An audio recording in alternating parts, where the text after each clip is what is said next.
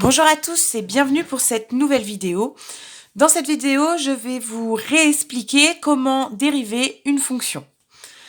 Donc, la meilleure des explications, c'est d'expliquer sur un exemple. Donc, ce que je vais faire, c'est que je vais partir d'un exemple, f de x égale 4x au carré plus 3x plus 5. Et en parallèle, j'ai remis le formulaire que je vous ai distribué en classe. Donc, comment procéder? Donc déjà, vous avez dans votre formulaire une formule qui vous dit que la dérivée d'une somme, c'est la somme des dérivées. Donc, autrement dit, je vais devoir dériver chaque terme de ma somme. Et je dois y aller étape par étape. Donc, on y va. Lorsque je dérive, je rappelle que nous devons mettre un petit prime pour dire qu'il s'agit bien de la dérivée. Donc, j'ai, dans un premier temps, 4x au carré à dériver. Donc 4x au carré, c'est une constante qui vient multiplier une fonction x au carré. Donc ce qui est également inscrit dans votre formulaire, c'est que quand vous dérivez donc une constante fois une fonction qui dépend de x, vous devez garder votre constante multiplicative. Donc le 4 est une constante multiplicative, donc elle reste multiplicative. Ensuite, je dois dériver x au carré.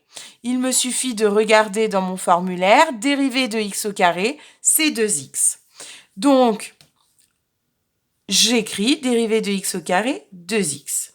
Plus 3x, c'est une constante multiplicative, 3 fois x, donc la constante multiplicative, je n'y touche pas. 3 fois. Et dérivée de x, nous l'avions vu dans le cours, ça fait 1. Plus, dernier terme à dériver, une constante, je sais que ça fait 0, c'est bien une constante, il n'y a pas de x, donc c'est une constante toute seule, donc sa dérivée fait 0. Vous avez vu, chaque terme, on l'a dérivé.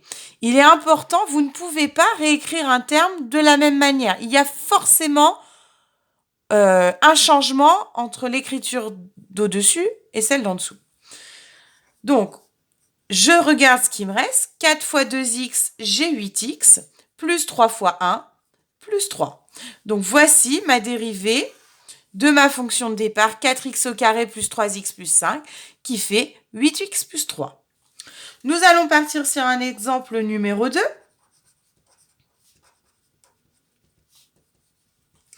Donc là, je vais prendre une fonction un petit peu plus compliquée.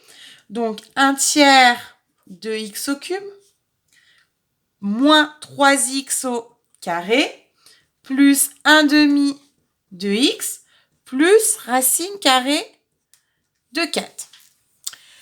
Donc, voici ma fonction. Donc, comme tout à l'heure, je vais devoir dériver chacun des termes de ma fonction.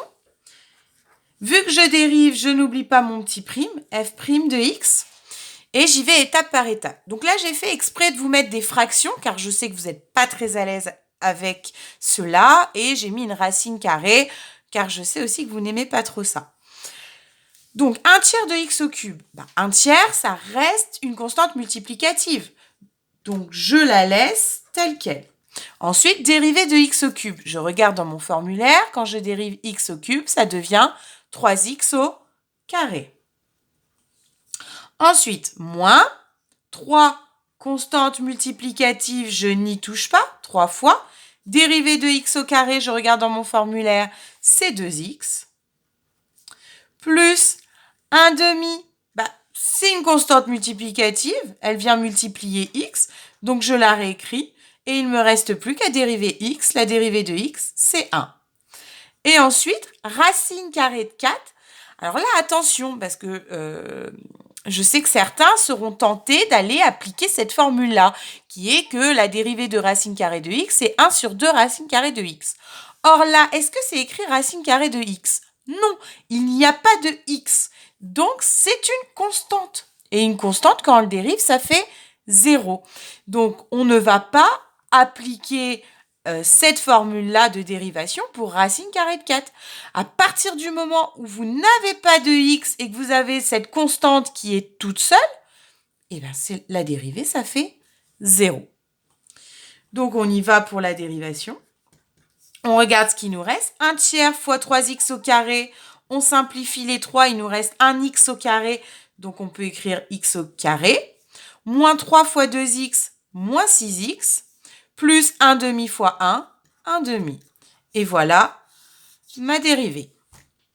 Donc voilà pour cette vidéo. N'hésitez pas à la visionner si besoin et à vous entraîner pour gagner en rapidité lorsqu'on vous demande de dériver une fonction. Donc je vous dis à très bientôt pour une nouvelle vidéo.